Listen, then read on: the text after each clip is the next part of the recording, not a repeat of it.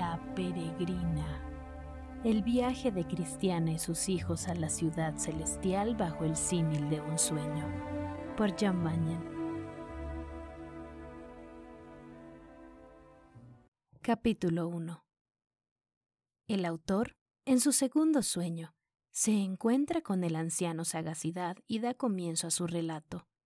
Cristiana, después de la muerte de su esposo, se arrepiente y recibe un mensaje divino que la llama a la vida de peregrinación. Muy agradable me fue, queridos lectores, contaros hace algún tiempo el sueño que tuve sobre el peregrino cristiano y su arriesgado viaje a la ciudad celestial, y no dudo que su viaje os habrá sido de provecho. Os transmití entonces cuanto había presenciado, y os hice notar lo poco dispuestos que se mostraron su esposa y sus hijos a acceder a sus ruegos para que le acompañaran, hasta el punto que, ante la disyuntiva de tener que arrostrar el peligro inminente que le amenazaba si permanecía por más tiempo con ellos en la ciudad de destrucción, Cristiano se vio obligado a emprender su viaje solo. Desde entonces, mis numerosas ocupaciones me impidieron visitar de nuevo la población de nuestro peregrino, de modo que no tuve noticias de lo que había sido de su familia. Pero recientemente, obligado por mis negocios, pasé por allí, y al tumbarme a descansar un rato en un bosque que dista poco de la ciudad, tuve el siguiente sueño. Vi a un anciano que pasaba cerca del lugar donde me encontraba, y puesto que íbamos en la misma dirección, me levanté y le pedí que me permitiera acompañarle. Mientras caminábamos juntos, siguiendo la vieja costumbre de los viajeros, entablamos una animada conversación que derivó al tema de Cristiano y su viaje. «Caballero», le pregunté, «¿qué ciudad es aquella que se divisa a la izquierda?» Sagacidad, así se llamaba mi acompañante, me respondió. «Es la ciudad de destrucción. Es grande y populosa, pero sus habitantes son muy perezosos y corrompidos». Ya me lo imaginaba, asentí. Una vez pasé por allí y me consta que son exactamente como los describe. No le quepa duda. Ya quisiera poder hablar mejor de ellos sin arriesgarme a mentir. Veo que es usted una persona de buen criterio y amante de lo bueno. ¿Acaso ha oído usted hablar de lo que le pasó hace algún tiempo en esa ciudad a un tal Cristiano, que emprendió una peregrinación hacia las regiones celestiales? Ya lo creo. Y también de las muchas penalidades, luchas y dificultades que tuvo que enfrentar en el transcurso de su viaje. Además, su buena fama se ha divulgado por toda esta comarca. Pocas personas hay que, habiendo oído hablar de él y de sus hazañas, no se hayan entusiasmado con el relato de su peregrinación. Me consta que las noticias de su peligroso viaje han traído a otros muchos a emprender el mismo camino. Pues, si bien cuando estaba aquí todos le tenían por loco, ahora que se fue, todo el mundo habla bien de él. Dicen que el lugar en donde está es sumamente feliz, hasta el punto que incluso muchos que no tienen el valor necesario para emprender el viaje y correr los mismos riesgos ambicionan su bienestar. Su felicidad está fuera de toda duda, pues ahora vive cerca de la fuente de vida y, por tanto, para él, el trabajo y el dolor han quedado atrás. Pero cuénteme usted, ¿qué dicen de él? Cuentan de él cosas un poco extrañas. Unos afirman que viste de ropas blancas, que lleva una cadena de oro alrededor de su cuello y que ciñe su cabeza una diadema de oro engastada en perlas. Otros dicen que los resplandecientes, que se le aparecieron a veces durante su viaje, son ahora sus compañeros, y que el lugar en donde mora tiene tanta relación con ellos como la que aquí existe entre vecinos.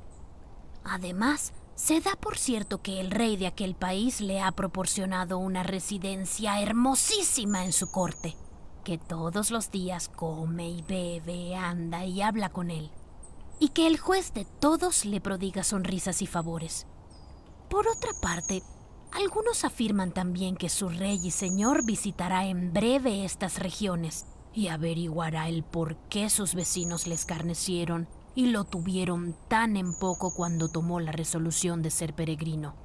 Pues, según dicen, Cristiano es ahora tan amado de su soberano que éste se ocupa personalmente de las afrentas de que fue objeto, hasta tal punto que las considera como inferidas a sí mismo. Y no es nada extraño si consideramos que el amor que Cristiano sentía hacia él fue lo que le indujo a emprender tan penoso viaje. Pues me alegro mucho.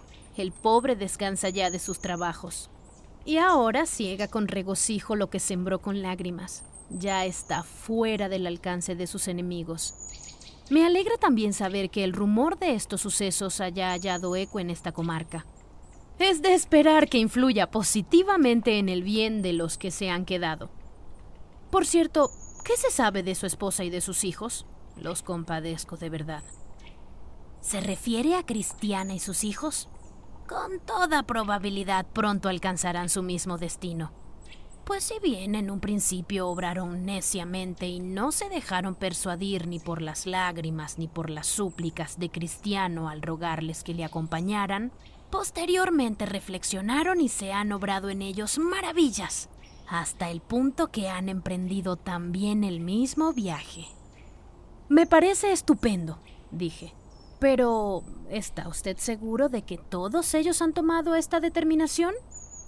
Puede usted creerme, pues yo me encontraba en la ciudad precisamente cuando partieron, por lo que estoy al corriente de todos los detalles. Y si ese es su deseo, mientras caminamos puedo ponerle al corriente de todos los pormenores.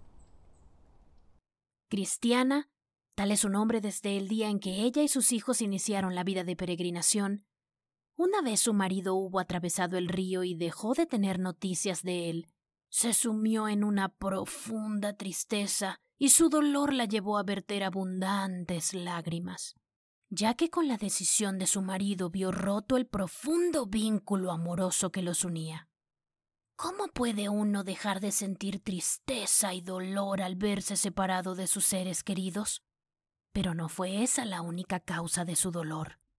También comenzó a preguntarse si la dolorosa pérdida de su marido no sería acaso un castigo a su conducta poco decorosa y a lo mal que se había portado con él. Presa de este hervidero de pensamientos, vinieron a su memoria las asperezas que habían caracterizado su actitud y lo mal que había correspondido al cariño de aquel que nunca dejó de ser fiel compañero.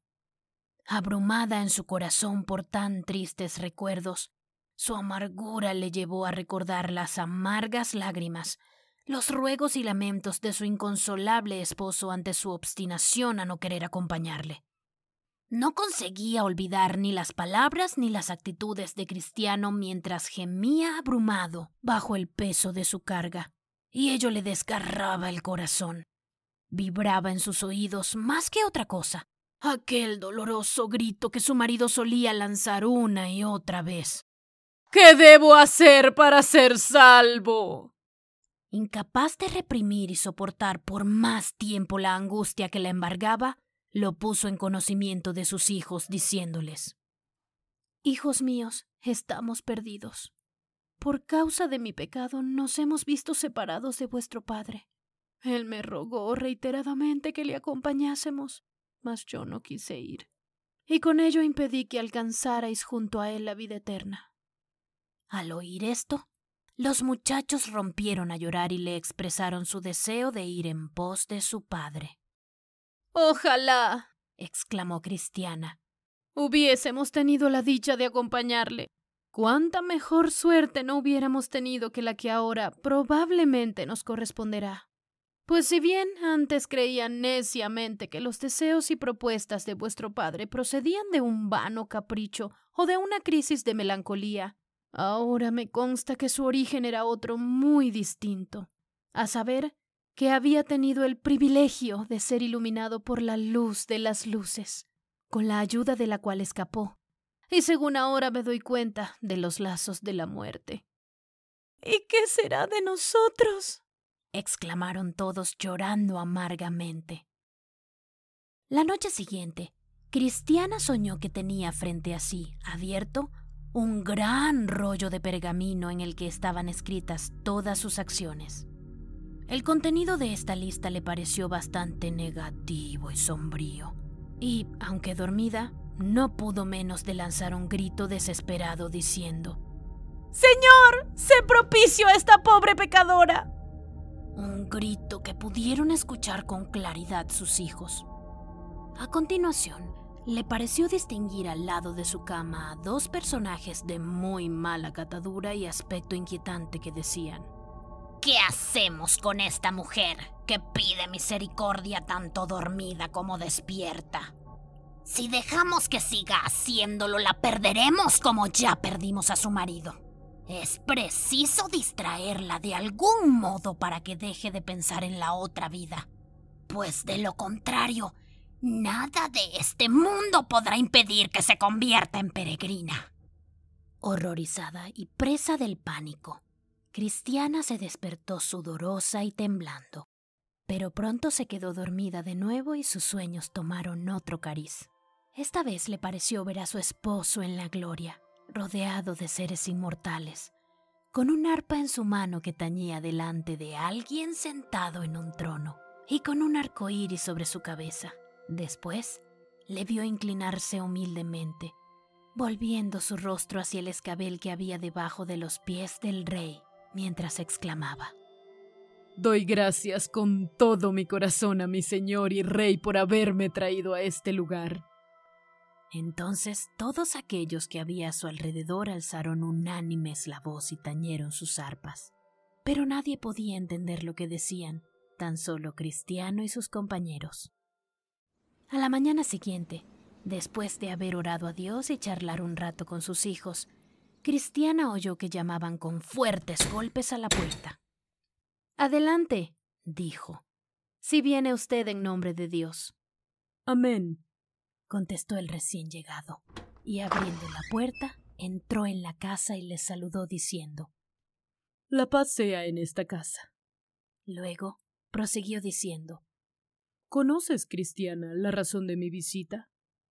El corazón de Cristiana ardía en deseos de saber de dónde y por qué venía el inesperado y misterioso visitante. Pero, por prudencia, aunque la delataba el rubor de su rostro, se quedó callada. «Me llamo Secreto», dijo el visitante, «y habito en las esferas celestiales. En aquel lugar corre el rumor de que anhelas dirigirte allí y que te pesa todo el mal que hiciste a tu marido, endureciendo tu corazón para no acompañarle y educando a esto tus hijos en la ignorancia. El misericordioso me ha enviado a ti, Cristiana, para decirte que es un Dios pronto a perdonar y que se deleita en remitir ofensas. Además, te convida a entrar a su presencia y a sentarte a su mesa, donde te alimentará con las exquisitas viandas de su casa y te dará la heredad de Jacob tu padre. Allí reside aquel que fue tu esposo, junto con legiones de compañeros, todos ellos espíritus redimidos que contemplan constantemente el rostro de su Dios, y que se alegrarán al oír tus pisadas en el umbral de la casa de tu padre». Cristiana, bajando la cabeza, se sonrojaba cada vez más, pero su visitante prosiguió diciendo: «Aquí tienes una carta que te traigo de parte del rey». La carta, que estaba escrita en letras de oro, desprendía un aroma delicioso. Su contenido manifestaba el deseo del rey de que Cristiana siguiese el ejemplo de su marido, por cuanto este era el único modo para poder llegar a su ciudad y morar en su presencia con sempiterno gozo. Presa de la emoción, la mujer exclamó: «Entiendo, pues, que viene usted para llevarnos consigo, a mí y a mis hijos, con el propósito de que vayamos a adorar al rey en su morada». El visitante respondió: «Antes de alcanzar lo dulce, hay que pasar por lo amargo. Para llegar a la ciudad celestial tendrás que sufrir penalidades y dificultades, como lo hizo tu marido, que te ha precedido.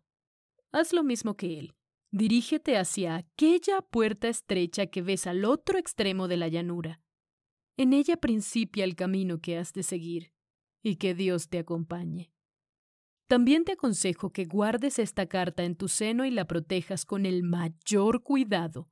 Leedla reiteradamente, tú y tus hijos, hasta que la sepáis de memoria, por cuanto es uno de los cánticos que debéis elevar durante todo el tiempo que dure vuestra peregrinación, y además deberás entregarla a tu llegada a la puerta celestial. Vi también en mi sueño que el anciano, al contarme esto, se mostraba conmovido y fuertemente emocionado, pero, recobrando la tranquilidad, reanudó su narración. Cristiana juntó de inmediato a sus hijos y les habló en estos términos. Hijos míos, desde hace algún tiempo, como ya habéis observado, mi alma está sumamente afligida a causa de la muerte de vuestro padre. No porque dude en lo más mínimo de su felicidad, pues estoy plenamente convencida de la dicha que ahora disfruta, sino más bien porque me preocupa la situación desesperada en que nos encontramos nosotros y, más que nada, por el recuerdo de mi mal comportamiento para con él. Ni accedí a acompañarle ni dejé que vosotros le acompañarais.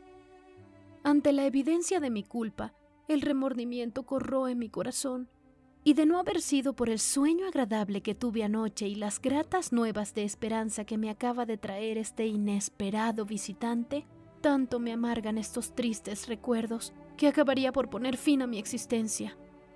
Vamos pues, hijos míos, dispongamos nuestro equipaje y marchémonos de aquí, hacia la puerta que nos dará la entrada al camino que nos llevará, según las leyes del país celestial, a donde está vuestro Padre, para que vivamos eternamente con él y sus compañeros en la paz celestial.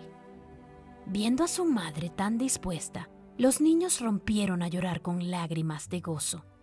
El mensajero, cumplida su misión, se despidió de ellos y Cristiana y sus hijos iniciaron los preparativos para el viaje.